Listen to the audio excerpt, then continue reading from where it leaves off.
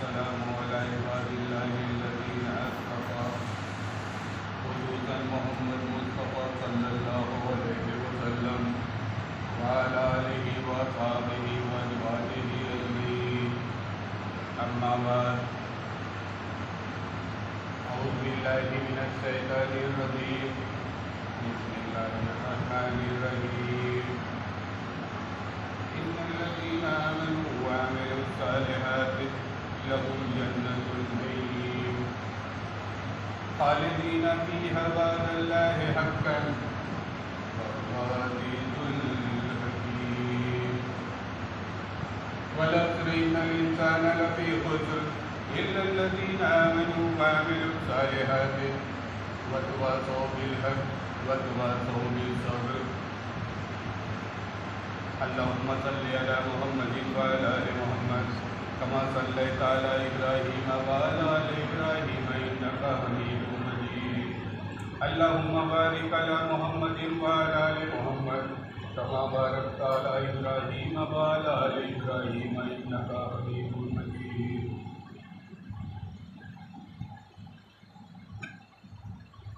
हाज़रीन जुमा, हमारे मुसलमान भाइयों, बुजुर्गों, आपके सामने हमने कुरान पाक से सूरह लुक़मान की आयत नंबर 8 और 9 और दूसरी सूरत जो पढ़ी वो पूरी की पूरी सूरह अस्र पढ़ी। ऐसी छोटी छोटी सूरह अस्र आप जानते हैं कि कुरान की मुख्तसर 3 आयतों पर आधारित 3 सूरह हमारे अस्र, नस्र और कौसर, ये 3 सूरह ऐसी हैं जो कि 3-3 आयत पर पूरी सूरत, और इसमें पूरा अल्लाह ताला ने पूरे कुरान को समा दिया। है तो 3 आयत लेकिन है बड़ी जामे। और आज उसी बात को इत्तेफाक से पढ़ते हुए आंख के सामने आ गई और कुछ ऐसा हुआ कि कुछ मुझे मिला तो सोचा आपको भी बांट दूं।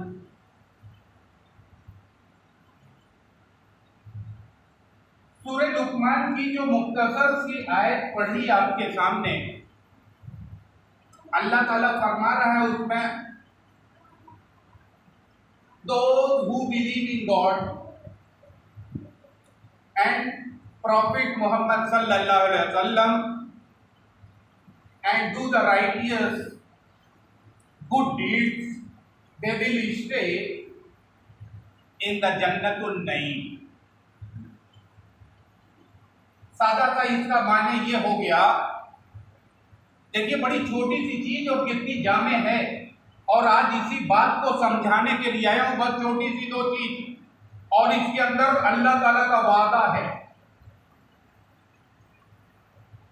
वादल्लाह हक़्क़न।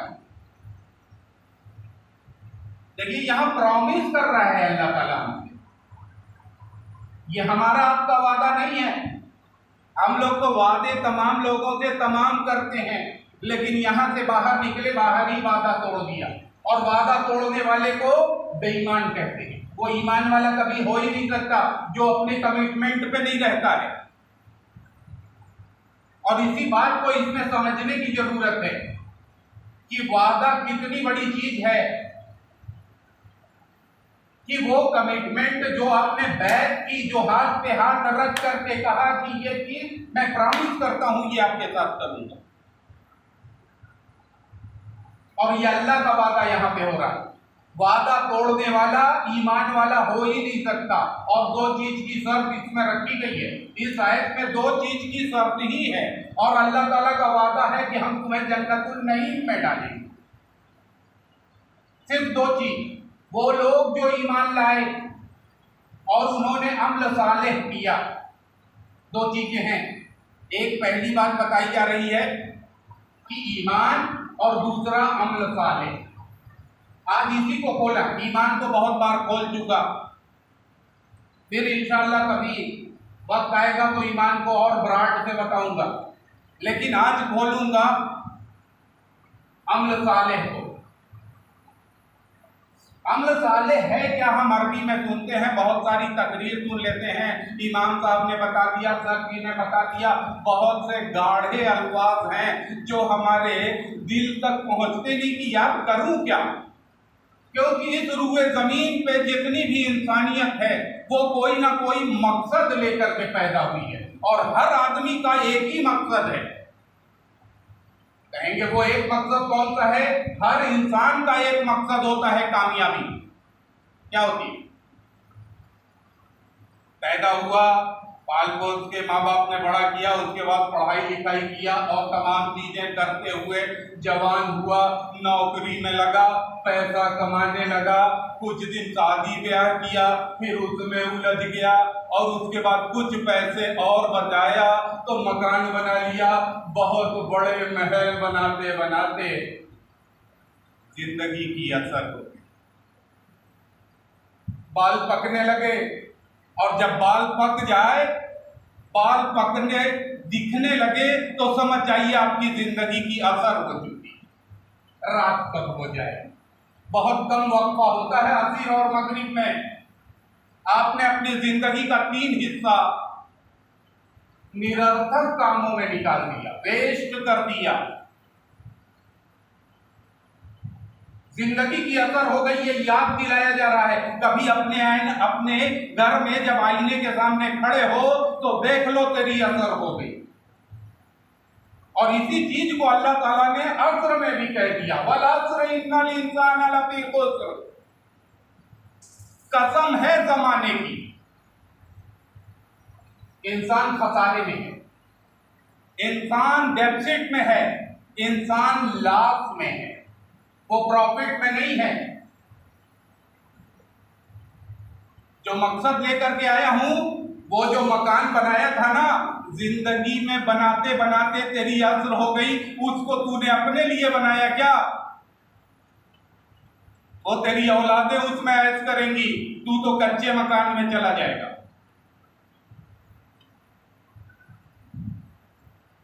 ये जिंदगी की असर दूसरों के लिए चोरी किया, बेईमानी किया, गीबत किया, चुगली किया, और जिंदगी की असर तक पहुंच गए और अभी भी होश में नहीं।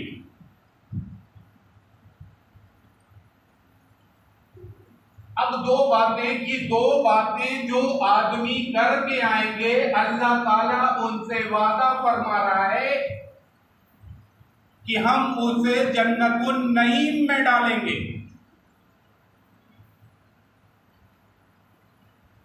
अब जन्नतुन नईम को, ये जन्नतुन नईम क्या है? It is the garden of delights.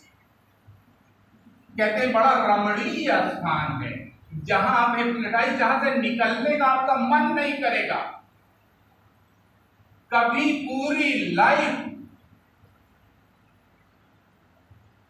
अब जन्नत को चीज ऐसी है, कहते हैं अगर जन्नत में जो आखिरी आदमी जन्नत में दाखिल होगा, उसकी जो जन्नत होगी ना, वो इस पूरे रूए जमीन के 1.5 गुने बराबर उस आदमी की होगी जो धक्का पलेट गया है, लास्ट में गया है, आखिरी। किसी तरीके से उसे ठेल करके, पास हो करके, ग्रेस मार्क से जो जन्नत में चला गया, उसकी जन्नत कितनी बड़ी होगी?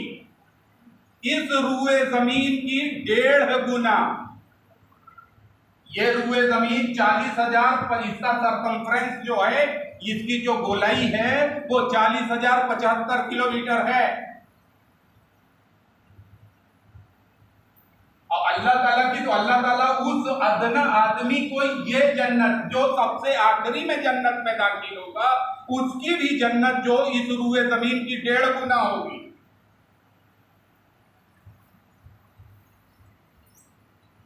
अब अल्लाह ताला की कुदरत, सूरज देखो तो इससे, इस जमीन से दिखाई देता फुटबॉल के बराबर है, और अल्लाह ताला की कुदरत में देखो तो वो इस जमीन से कितना बड़ा है? 13 लाख गुना बड़ा। यानी ऐसी जमीन उस सूरज में 13 लाख हट सकती है। तो ऐसे सूरज हमारी गैलेक्सी में कितने हैं, और जो हमारी गैलेक्सी में जो सबसे बड़ा तारा है जिसका नाम कैनिस मेजॉरिस है, उसमें ऐसे सूरज 13 अरब 9.5 अरब सूरज उसमें आए। अल्लाह की कुदरत, अल्लाह ताला तुझे क्या अता करने के लिए पैगाम दे रहा है। और कभी भी कुरान को पढ़ता है तो इस नजरिए से नहीं पढ़ता कि अल्लाह ताला के इस छोटे से पैगाम में कितनी बड़ी चीज छुपी हुई है, कि ऐ मेरे बंदों, अगर ये 2 चीज करके आए,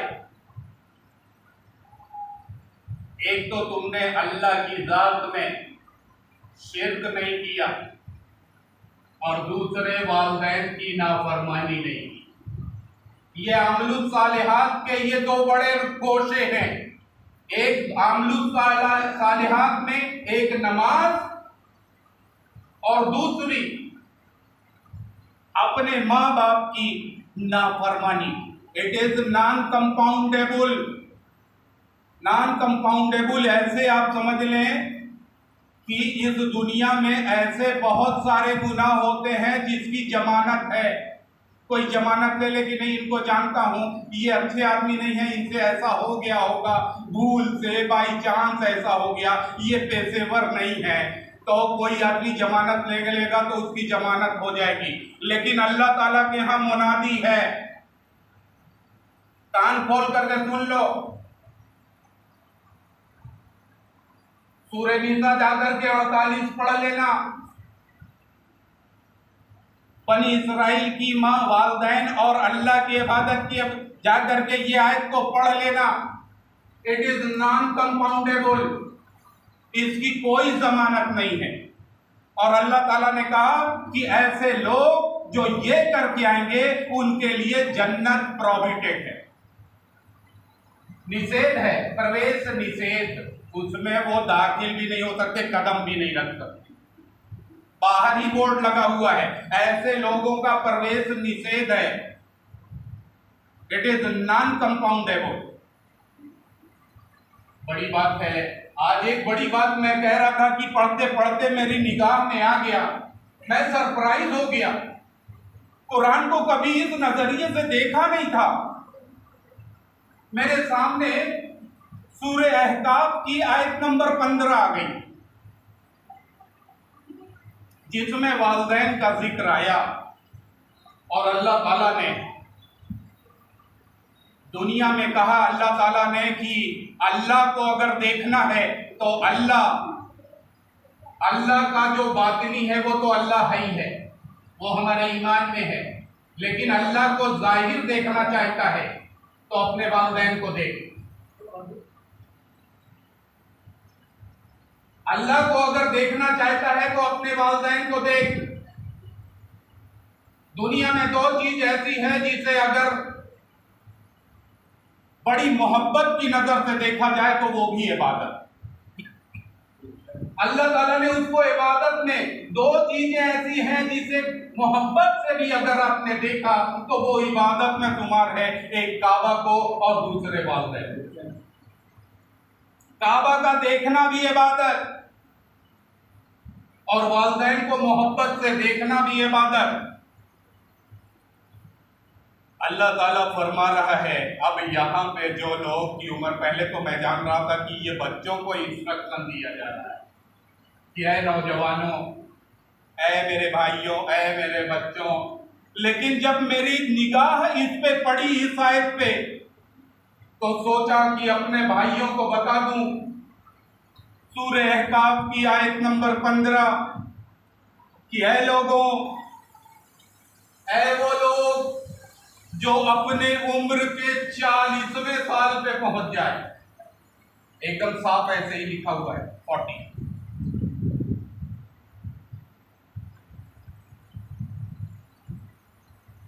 जब वो अपनी उम्र के 40वें साल को पहुंच जाए तब वो प्रौढ़ माना जाएगा, तब वो मैच्योर माना जाएगा। और अल्लाह के यहाँ जवानी का जो पीरियड है वो एक्चुअल पीरियड 40 है। इसीलिए हमारे नबी को, जितने भी नबियों को नबूवत मिली वो 40 पे मिली।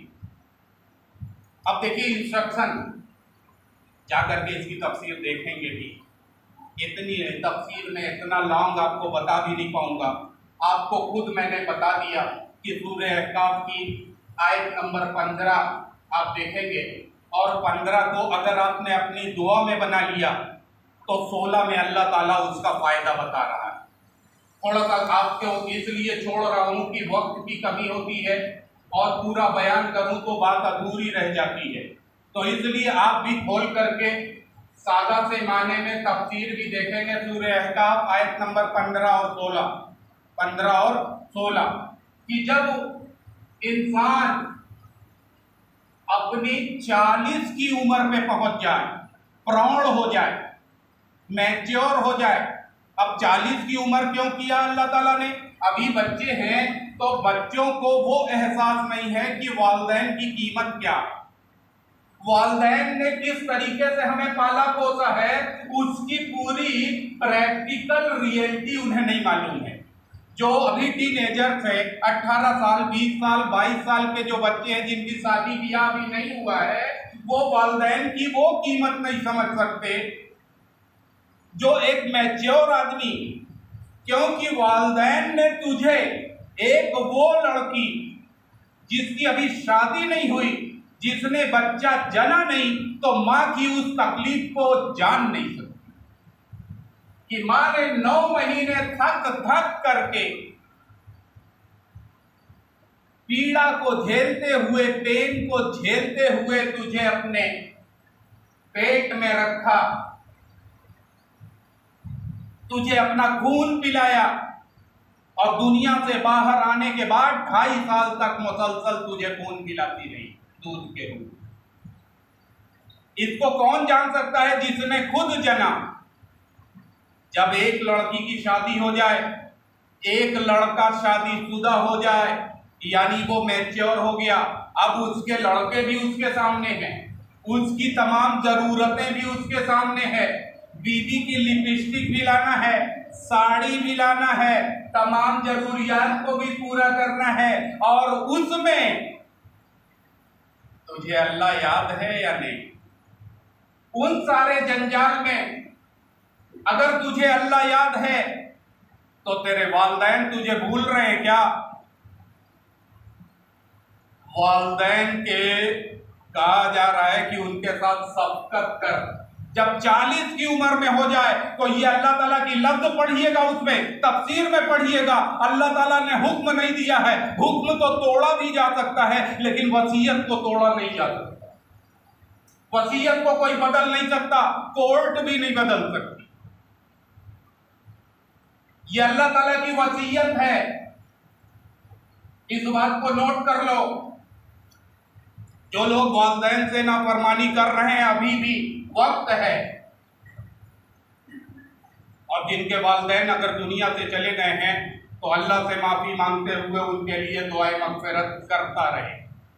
हो सकता है हश्र के मैदान में वो कहने अल्लाह इसे माफ किया, क्योंकि उन्हीं की माफी से तुझे माफी मिलेगी। अल्लाह तो तुझे माफ नहीं करेगा, क्योंकि पहले ही कह दिया कि ये नॉन कंपाउंडेबल है। हमारी कोर्ट में इट इज नॉट कंपाउंडेबल, गैर जमानती है। अब कोई बाबा नहीं पास करा सकता, कोई बड़े से बड़ा वकील नहीं, क्योंकि नबी करीम सल्लल्लाहु अलैहि वसल्लम से भी फरमा दिया, ऐ नबी, ऐसे लोगों की सिफारिश हमसे ना करियो।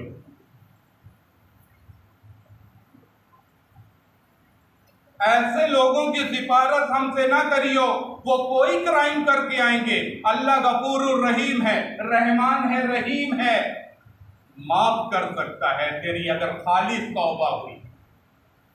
अगर तूने शिर्क भी किया तो रहती सांस तक, आखिरी समय में तूने शिर्क से अपना को कह दिया अल्लाह ताला आज के बाद शिर्क नहीं होगा, मैं जानता नहीं था, अनजाने में जो शिर्क हुआ। अल्लाह ताला गफूर रहीम है, माफ हो सकता है। जब तक सांस है तब तक आस है। लेकिन वालिदैन के नाफरमान अगर वो इस दुनिया से रुखसत हो गए तो लाख सजदे कर इकट्ठा पड़ जाए, कई बार हज को हुआ, it is not compoundable, it is not compoundable. फिर से कह रहा हूं, इट इज नॉट कंपाउंडेबल। ये गैर जमानती है, ये गैर जमानती है। एक साहब ने ऐसे ही क्वेश्चन पूछ लिया कि साहब आप तो कह रहे हैं कि वालिदैन की नाफरमानी, अगर मेरे वालिदैन ऐसे ही हों, वो ऐसी हरकतें करते हैं कि गुस्सा आ जाता है। मेरी माँ है, दिन भर कोस की काटती रहती है मेरी बीवी को, मुझे ये ऐसे वैसे, मेरा वालिदैन ऐसा है, बड़ा खराब है, बड़ा वो है, क्या करूं। अल्लाह के नबी की तो कई हदीसें हैं इस पे। मैं आपको बड़े आसान से अल्फाज में आपको बता दे रहा हूँ। ऐसे क्वेश्चन करने वाले बहुत सारे लोग जो कहते हैं कि मेरे वालदा और वालिदैन ऐसे ही है, तो हमसे नाफरमानी तो सरजद हो जाना लाजमी है, हो ही जाती है। ऐसा किया तो कैसे, क्या करूं ऐसा। देखिए, बड़ा बड़ा सिंपल सा एग्जाम्पल से आपको समझा रहा हूं। हर मुल्क का दूसरे मुल्क में एक एम्बेसडर होता है। अल्लाह ताला का जाहिरी जरिया वालिदैन है, अल्लाह ताला का एम्बेसडर होते हैं वालिदैन इस देश में। एम्बेसडर जानते हैं, राजदूत को कहते हैं। हर मुल्क में एक राजदूत होता है, और वो राजदूत उस देश की इज्जत होता है। अगर वो मुल्क उस राजदूत पे अगर कोई काम करता है तो उस देश पे आक्रमण माना जाता है कि उसने उस देश के साथ बदतमीजी की है, उस मुल्क ने। इसलिए राजदूत को कोई आदमी कुछ कह नहीं सकता। एम्बेसडर, तो एक एम्बेसडर दूसरे मुल्क में है, उसने वहां पर कोई गलती कर दी, तो इस पूरे जितने भी देश है उसका एक कानून है कि कोई भी आदमी उस एम्बेसडर को अपने देश में सजा नहीं दे सकता, अपने देश में सजा नहीं दे सकता, क्योंकि वो उस देश का अभिमान है, उस देश की इज्जत है। उसे उस देश को वापस कर दिया जाए, अब उसका मुल्क उसको सजा देगा। तो अब इस तरीके से आप समझ जाइए कि वालिदैन अगर आपके साथ गलत कर रहे हैं तो उनको आप पनिशमेंट नहीं दे सकते, क्योंकि वो अल्लाह ताला के एम्बेसडर हैं, उनको विशेष स्टेटस हासिल है इस दुनिया में। हमारी इस दुनिया में विशेष स्थान हासिल है। हम अपने वालिदैन को वो दिन भर गाली देते रहें, लेकिन पलट के जवाब नहीं दे सकते, क्योंकि वो अल्लाह ताला के एम्बेसडर हैं। और एम्बेसडर को अगर आपने गाली दी तो अपने अल्लाह को, क्योंकि उसकी इज्जत गई। क्योंकि एक एम्बेसडर को बेइज्जत करने पे उस मुल्क की इज्जत जाती है। तो अल्लाह ताला ने यह फरमाया कि उस एम्बेसडर को जब वो वापस हमारे यहाँ आएगा तो उस गुनाह की सारी सजा मैं दूंगा, वो मुल्क देगा, अल्लाह ताला उसकी सजा देगा वालिदैन को। वालिदैन को आप कुछ नहीं कह सकते। एक विशेष चीज थी मेरे निगाह से गुजरी, और जब मेरे निगाह से गुजरी कि देखिए स्पेसिफिक बताया जा रहा है, एक खास तौर पे लोगों को वसीयत की जा रही है। जब तक आप टीनेजर्स थे, जब तक आप कुछ नहीं थे, लेकिन जब आप 40 को पहुंच गए तो आपके ऊपर वसीयत हो गई। और 40 वाले ने अगर ऐसा किया है तो वो अल्लाह के निशाने पे है। वालिदैन कुछ भी कर दें। एक सहाबी ने ऐसे ही पूछा कि मेरी माँ तो दिन भर बैठ के पोसा करती है, क्या करूं? तब भी कहा कि तू उसके साथ सिला रहमी कर, तू उसके साथ सिला रहमी कर, किया कर। ये दो चीजें जो ईमान और आमलुस सालिहात में जब बात आई तो मैंने बताया आमलुस सालिहात में सबसे पहले आती है नमाज, क्योंकि जब आप नमाज पढ़ते हो तो अल्लाह से कुर्बत हासिल करते हो, और दूसरी जब आप आमलुस सालिहात के दूसरे दर्जे अपने वालिदैन की शफ़क़त से, मोहब्बत भरी निगाहों से उनका शुक्रिया अदा करते हो तो समझो तुमने अल्लाह का शुक्र अदा किया। और इसी आयत में जो मैंने आपको अभी पढ़ करके बताई भी सूरह अहकाफ की, जब 15 पढ़ेंगे तो कहा जब 40 को पहुंचो तो अपने माँ बाप पर सिला रहमी किया करो और अल्लाह से तौफीक मांगो। बहुत बड़ी चीज है नमाज की। हर नमाज पढ़ने के बाद अपने हाथ को उठा दे, अल्लाह मुझे तौफीक दे। जब तक तुझे तौफीक नहीं होगी सामने का खाना भी तुझे नसीब नहीं होगा। वो जो निवाला बना करके मुंह तक आया है वो मुंह में तब जाएगा जब अल्लाह की तौफीक होगी। इसलिए अपनी हर नमाज की हर दुआ में अल्लाह से तौफीक मांगा कर। अल्लाह की तौफीक, अल्लाह की हिदायत तुझे नसीब नहीं होगी जब तक उसकी निगाह नहीं होगी, तब तक एक पत्ता भी नहीं।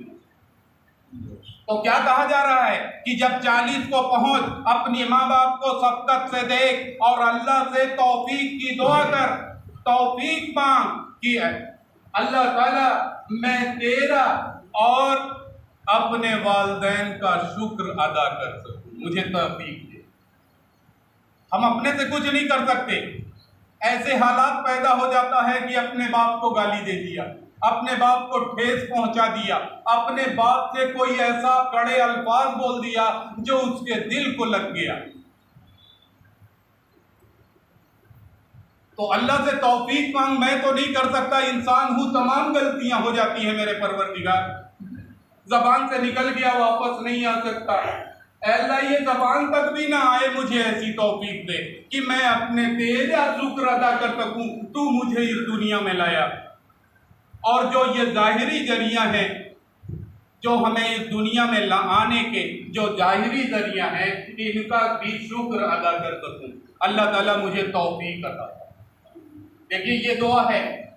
और इसी बात को 16वीं आयत में जब आप पहुंचेंगे तो तमाम तफसीर लिखने वाले बड़े बड़े उलमा ये कहते हैं कि अगर ये आयत नंबर 15 की ये जो दुआ है अगर अपनी नमाजों में शामिल कर दिया जाए तो उस पे जन्नत फर्ज हो जाए।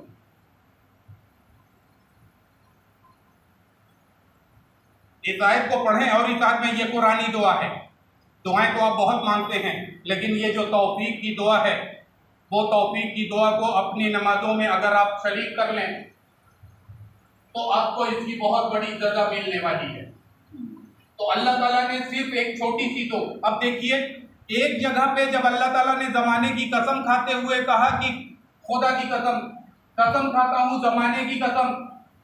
अल्लाह ताला कई जगह कसम खा रहा है, जमाने की कसम, वल अस्र इन्नल इंसान लफी खुस्र, कसम है जमाने की। अल्लाह ताला जमाने की कसम क्यों खा रहा है? जमाना ही वो चीज है जिसने सबको देखा है, जिसने आदम को देखा, जिसने ईशा को देखा, जिसने रसूल अल्लाह को देखा, और जितने भी जमाने में आए और जब तक कयामत नहीं आएगी जमाना सबके गवाह। बाकी तो जो दुनिया में आए वो मर गए। अल्लाह ताला ने कसम किसकी खाई? वल अस्र इन्नल इंसान लफी खुस्र। कसम है जमाने की, समूची इंसानियत खसारे में है, इन डेफिसिट, लॉस में है। उसने अपनी जिंदगी को अकारत कर दिया, यहां तक कि वो अस्र तक, क्योंकि हर इंसान अपने आप को समझ जाए कि तीली वाले बर्फ वाले डिब्बे से वो निकल गया है। अब अगर इसको निरर्थक पकड़ के बतियाता रहेगा तो धीरे धीरे बर्फ पिघलता रहेगा और एक वक्त ऐसा आएगा कि सिर्फ तीली हाथ में रह जाएगी, पूरा वक्त पिघल जाए। तो जिंदगी बर्फ के मानिंद है, अब बक्से से बाहर है। अब हम बड़े नहीं हो रहे हैं, अब दिन प्रतिदिन, सेकंड पर सेकंड, क्योंकि because the time is fleeting.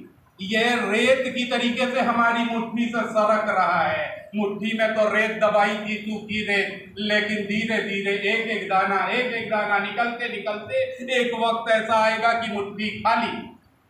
अब आपके पास, तो जब जिंदगी के आखिर पे पहुंच जाते हैं, जब कब्र में लटक जाता है पैर, अलहाकुमुत तकासुर हत्ता जुरतुमुल मकाबिर, हिर्स ने तुझे ऐसा फंसाए रखा कि यहां तक कि तेरे पैर कब्र में लटकने लगे, तब होश आया। अब होश में आता तो अब पछताए होश का जब चिड़िया चुगी।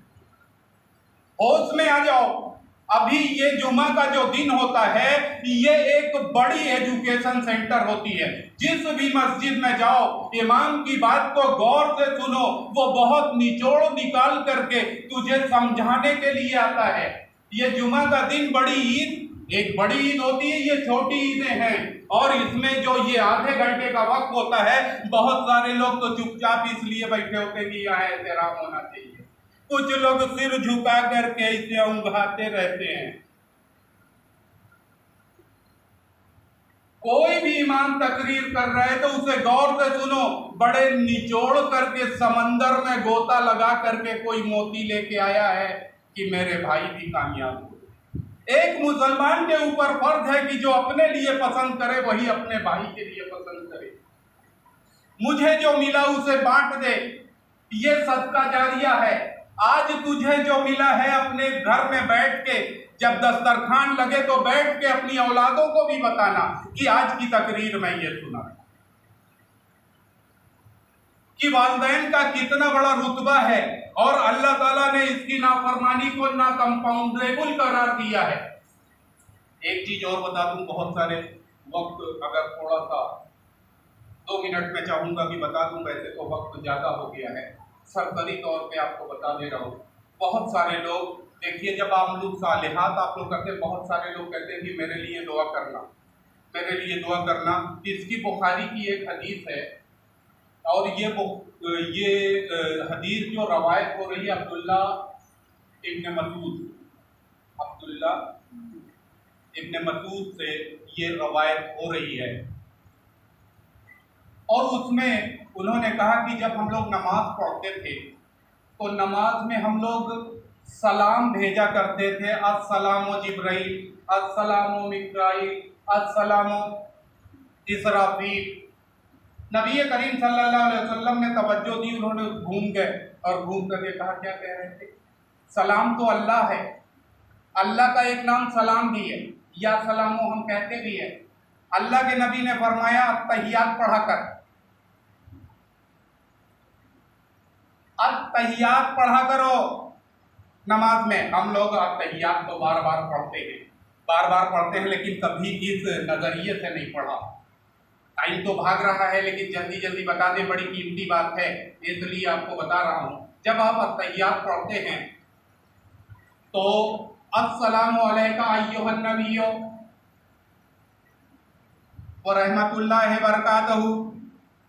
उसके बाद क्या पढ़ते हैं? अस्सलामु अलैना, सलामती हो ऐ नबी आप पर, और सलामती हो हमारे ऊपर भी। अलैना, अलैका दूसरे के ऊपर अगर भेजते हैं तो अलैका हो जाता है, और अपने ऊपर भेजते हैं तो अलैना हो जाता है। और उसके बाद आखिरी में जब हम पहुंचते हैं तो वहां आ जाता है वाला अले वादी सालेहीन, आता है लफ्ज़, पढ़ा है ना। तो सलाम किस पे हो? सलामती की दुआ। हर अमल साले करने वाला जो नमाज पढ़ रहा है, इस दुनिया, इस रूए जमीन के जितने भी लोग हैं जो अमल सालेह बंदे हैं, ये दुआ सभी के लिए है। यहां तक कि अर्श का पाया उठाए हुए वो फरिश्तों तक भी पहुंचती है जो 4 हैं। वैसे तो कयामत में ये 8 हो जाएंगे। मैदान महशर में जब कयामत का दिन होगा और जब इजलास लगेगी तो इन फरिश्तों की संख्या 8 हो जाएगी। अभी 4 पकड़े हुए हैं। तो अर्श का पाया यानी अल्लाह के जो सबसे करीब है उस तक तेरा सलाम पहुंचता है, और वो भी पलट करके उस अल्लाह के करीब रहने वाला वो फरिश्ता भी तेरे लिए सलामती की दुआ करता है। तो कितनी कीमती है नमाज, कितनी कीमती है नमाज। इधर उधर दर दर ठोकरें खाते फिरतोगी, मेरे लिए दुआ करना, बिजनेस फेल चल रहा है, मेरे लिए दुआ करना, मैं बीमार चल रहा हूं। अरे समूची दुनिया जो भी नमाज में है वो अगर सच्ची नमाज समझ के नमाज पढ़ रहा है तो तेरे लिए दुआ कर रही है। और इस सरजमीन के नहीं, जितने भी इस अर्श से लेकर के और जमीन तक जितने भी फरिश्ते हैं, क्योंकि वो सालेहीन बंदे हैं, इबादित सालेहीन। और वो सालेहीन बंदे, जब तू नमाज इस तरीके से पढ़ता है और जब इस तरीके से अत्तहियात पढ़ता है, समझ के पढ़ता है, कौवे की ठोड़ नहीं मारता, दे सजदे पे सजदा, ऐसे समझ करके पूरे खुलूस से, पूरे मोहब्बत से, पूरे जज्बात से अपने सब कुछ को रख करके और कहता है, क्या कहता है, इन्नी वज्जहतु वजहिल्लज़ी फ़तरस समावाति वल अर्ज़ हनीफ़न वमा अना मिनल मुस्लिमीन, वमा अना मिनल मुशरिकीन। अल्लाह, मैं मुशरिकों में से नहीं हूँ। मैंने अपना रुख उस जात की तरफ कर दिया जिसके कब्जे कुदरत में मेरी जान है। मुसल्ले पे खड़े होने से पहले जब ये कहता है और इस नीयत के साथ खड़ा होता है, और रुकू और सजूद में जब अत्तहियात इस तरीके से पढ़ता है, तो उसके अंदर वो जज्बात, तेरे लिए तो समूची दुनिया, इस कायनात का हर वो जर्रा जो अल्लाह अल्लाह करता है, वो तेरे लिए दुआ करेगा और इंशाअल्लाह तेरा ठिकाना जन्नत ही होगा, जो अल्लाह का वादा है, और अल्लाह का वादा कभी झूठा नहीं। ये हक्कन मैंने जो अभी आपको सूरह लुक़मान की आयत नंबर 8 और 9 याद करके जाना, और 2 बताई है, अहकाफ 15 और 16। थोड़ा सा कभी वक्त मिल जाएगा ना, तो थोड़ा सा कलम पाक खोल करके और उसकी सादा सा जो माने हैं वही पढ़ लेना, इंशाअल्लाह बात समझ में आएगी। वक्त इजाज़त नहीं देता। अल्लाह ताला से दुआ है कि जो कुछ भी कहा सुना, उसमें अगर कोई गलती हुई तो माफ़ करें, और बाकी आपको समझने की तौफीक अता फरमाए।